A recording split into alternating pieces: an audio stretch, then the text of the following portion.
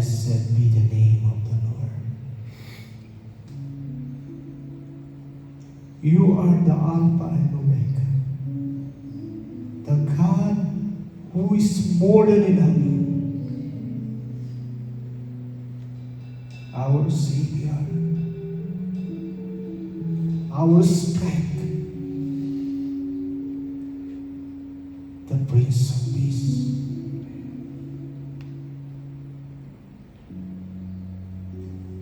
Yahweh,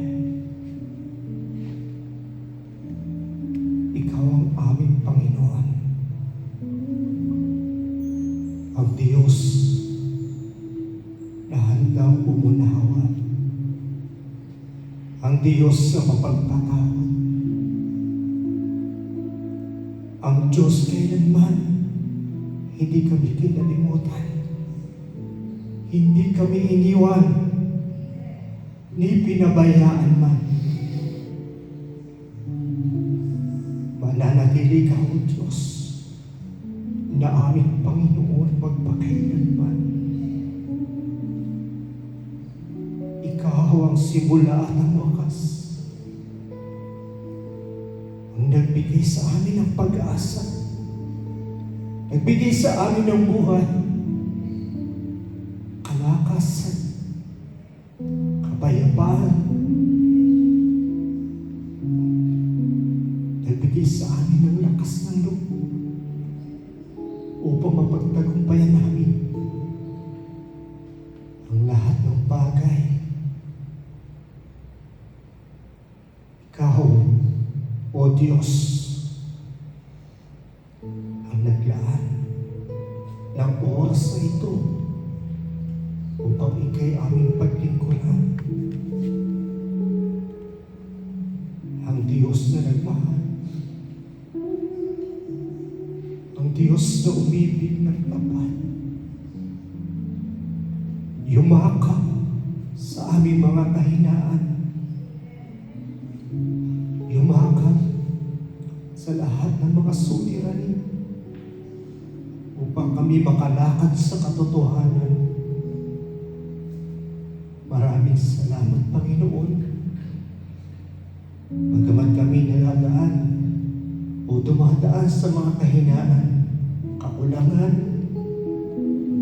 sa mga bagay na hindi mo kalooban, kami po'y humihingi ng paglilinis ngayong araw na ito at umaamin sa lahat ng aming mga nagawang kasalanan.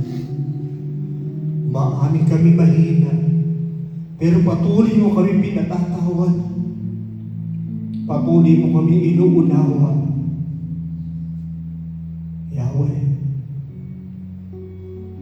sa mga oras pong ito, tiklog-tuhod kaming humihingi ng kapatawaran.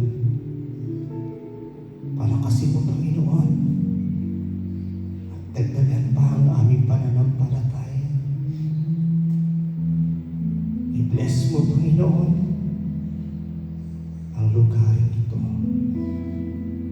At winawaksin namin ang lahat ng gawa ng kaaway sa lugar ito sa pangalan ni Jesus. Wala kang karapatan sa lugar nito. Wala kang karapatan sa mga lingkod ng Diyos. Sa pangalan ni Jesus.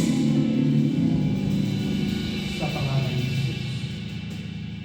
Ngayon pa lamang, Panginoon, inaangkin namin ang katagumpayan ng iyong gawain. Ang katagumpayan ng iyong bayan, ng iyong lingkod.